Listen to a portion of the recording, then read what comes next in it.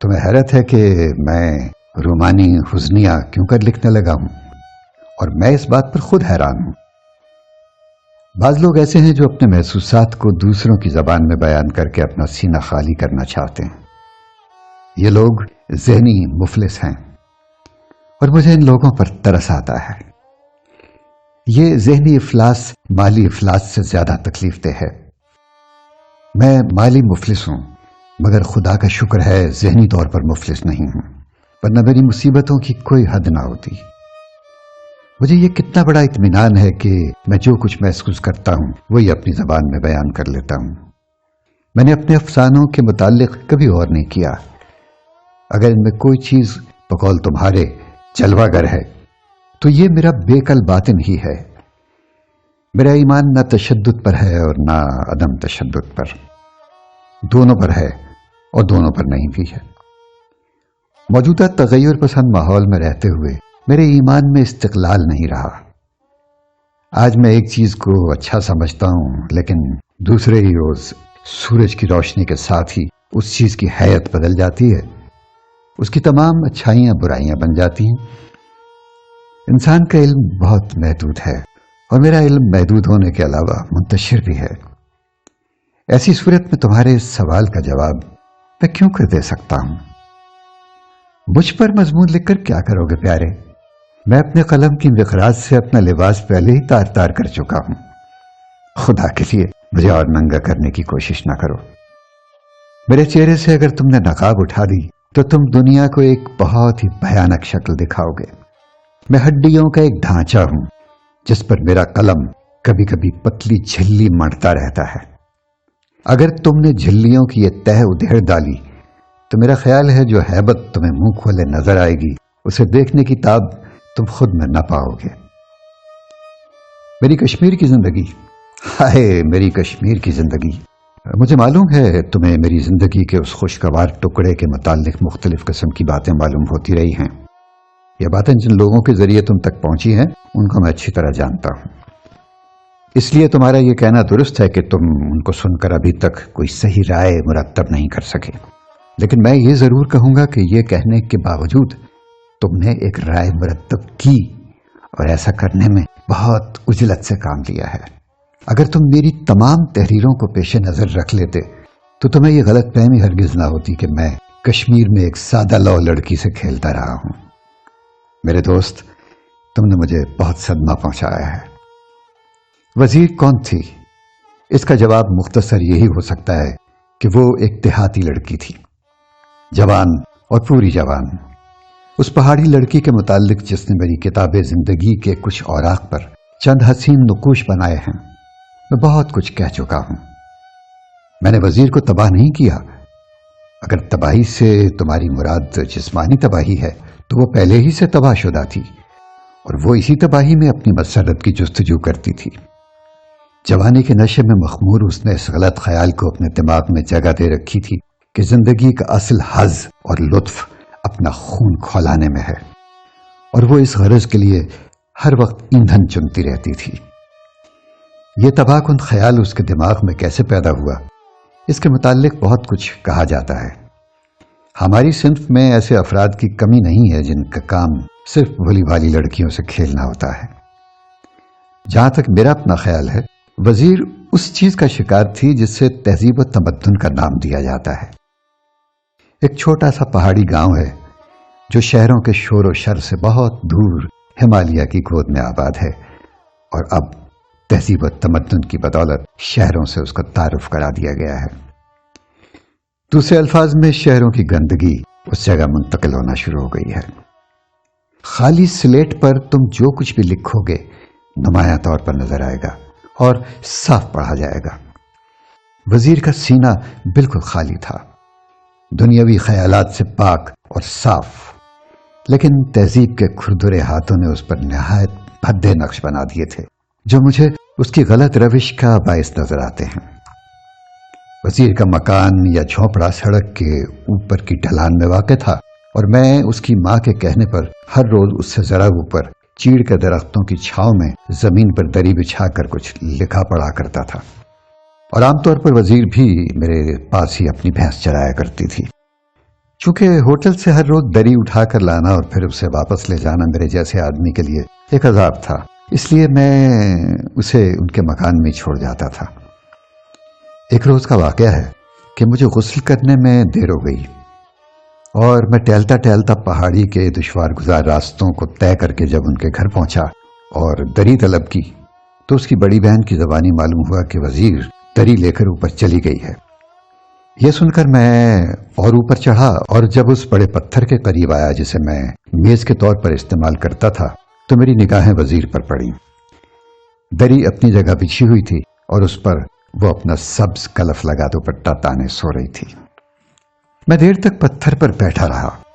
مجھے معلوم تھا وہ سونے کا بہانہ کر کے لیٹی ہے، شاید اس کا خیال تھا کہ میں اسے جگانے کی کوشش کروں گا اور وہ گہری نیند کا بہانہ کر کے جاگنے میں دیر کرے گی، لیکن میں خاموش بیٹھا رہا، بلکہ اپنے چرمی تھیلے سے ایک کتاب نکال کر اس کی طرف پیٹ کر کے پڑھنے میں مشغول ہو گیا۔ جب نصف گھنٹہ اسی طرح گزر گیا تو وہ مجبور ہو کر بیدار ہوئی۔ انگڑائی لے کر اس نے عجیب سی آواز منہ سے نکالی۔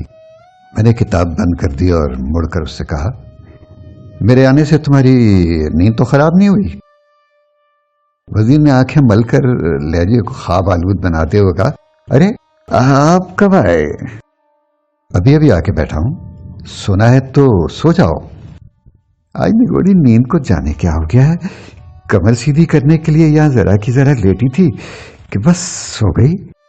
2 گھنٹے سے کیا کم سوئی ہوں گی؟ اس کے گیلے ہونٹوں پر مسکراہٹ کھیل رہی تھی اور اس کی آنکھوں سے جو کچھ باہر جھانک رہا تھا اس کو میرا قلم بیان کرنے سے عاجز ہے۔ میرا خیال ہے اس وقت اس کے دل میں یہ احساس کروٹیں لے رہا تھا کہ اس کے سامنے ایک مرد بیٹھا ہے اور وہ خود ایک عورت ہے، جوان عورت، شباب کی امنگوں کا ابلتا ہوا چشمہ۔ تھوڑی دیر کے بعد وہ غیر معمولی باتونی بن گئی اور بہک سی گئی، مگر میں نے اس کی بھینس اور بچھڑے کا ذکر چھیڑنے کے بعد ایک دلچسپ کہانی اسے سنائی جس میں ایک بچھڑے سے اس کی ماں کی الفت کا ذکر تھا۔ اس سے اس کی آنکھوں میں وہ شرارے سرد ہو گئے جو کچھ دیر پہلے لپک رہے تھے۔ میں زاہد نہیں ہوں اور نہ میں نے کبھی اس کا دعویٰ کیا ہے۔ گناہ و ثواب اور سزا و جزا کے متعلق میرے خیالات دوسروں سے جدا ہیں اور یقیناً تمہارے خیالات سے بھی بہت مختلف ہیں۔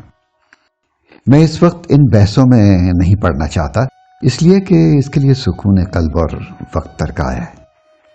بدسبیل تذکرہ ایک واقعہ بیان کرتا ہوں جس سے تم میرے خیالات کے متعلق کچھ اندازہ لگا سکو گے۔ باتوں باتوں میں ایک مرتبہ میں نے اپنے دوست سے کہا کہ حسن اگر پورے شباب اور جوبن پر ہو تو وہ دلکشی کھو دیتا ہے۔ مجھے اب بھی اس خیال پر ایمان ہے، مگر میرے دوست نے اسے مومل منطق قرار دیا۔ ممکن ہے تمہاری نگاہ میں بھی یہ مومل ہو، مگر میں تم سے اپنے دل کی بات کہتا ہوں۔ اس حسن نے میرے دل کو کبھی اپنی طرف راغب نہیں کیا جو پورے شباب پر ہو۔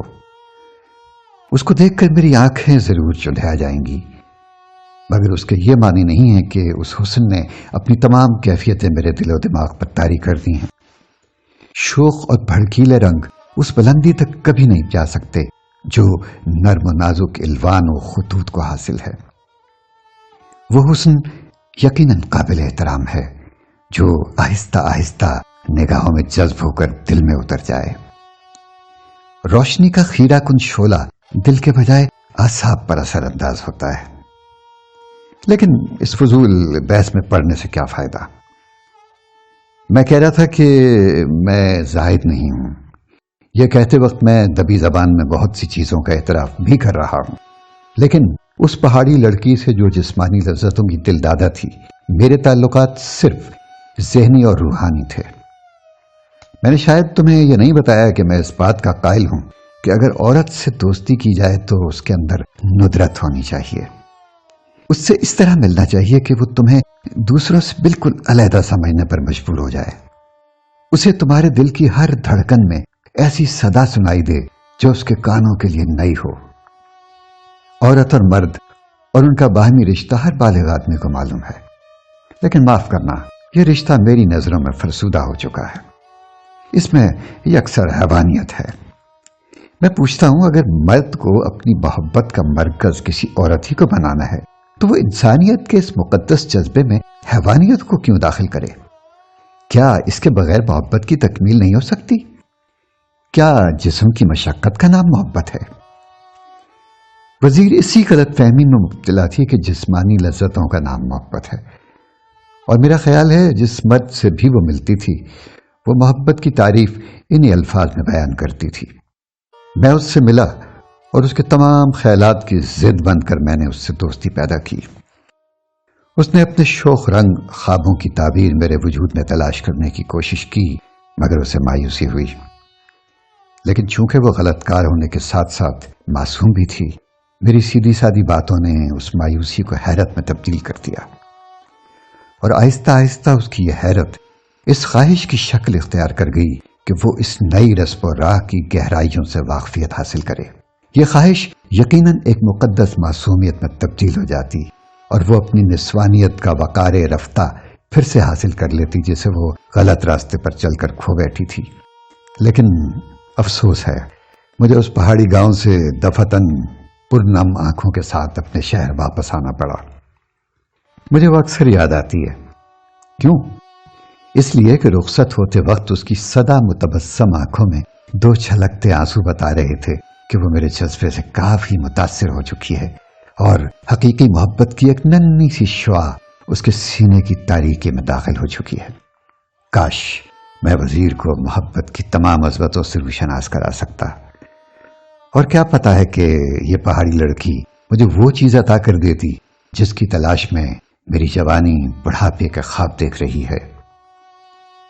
یہ ہے میری داستان، جس میں بقول تمہارے لوگ اپنی دلچسپی کا سامان تلاش کرتے ہیں۔ تم نہیں سمجھتے، اور نہ یہ لوگ سمجھتے ہیں کہ میں یہ داستانیں کیوں لکھتا ہوں۔